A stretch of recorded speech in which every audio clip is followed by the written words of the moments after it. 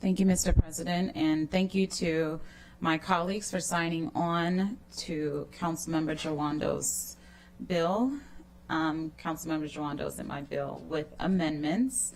I know that past councils and the Office of Procurement have done significant work to support our county's minority, female, and disabled-owned business programs, which is such a vital resource.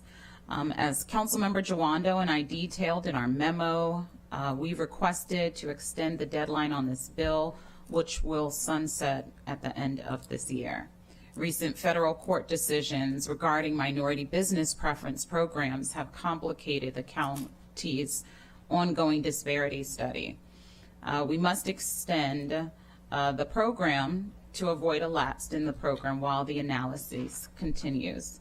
As mandated by Expedited Bill 2921, introduced in 2021 by former Council President Tom Hucker and GO Chair Nancy Navarro, and passed through a $700,000 appropriation, a mandatory report was due to the Council on July 1st, 2023. 3 months have since passed, and we have yet to receive the required report. The lack of transparency and urgency has been an ongoing concern. 2014 was the last time this council received a disparity study report detailing statistical and anecdotal evidence that MFDs were underutilized across many procurement categories. The Office of County Attorney found that throughout the study period, the county spent $368 million with minority and women-owned firms, roughly 14% of the overall prime dollars spent at all thresholds. Within the relevant market across all procurement categories at the prime level in purchase orders, direct purchase orders, and P-card purchases.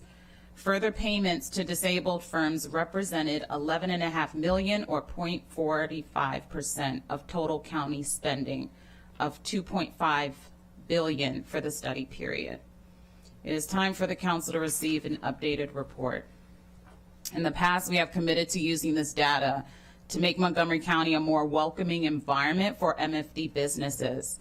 While we have made great strides since 2014 by significantly expanding resources for economic development in the county, it is gravely disappointing that we do not have the data we need to track and evaluate our progress.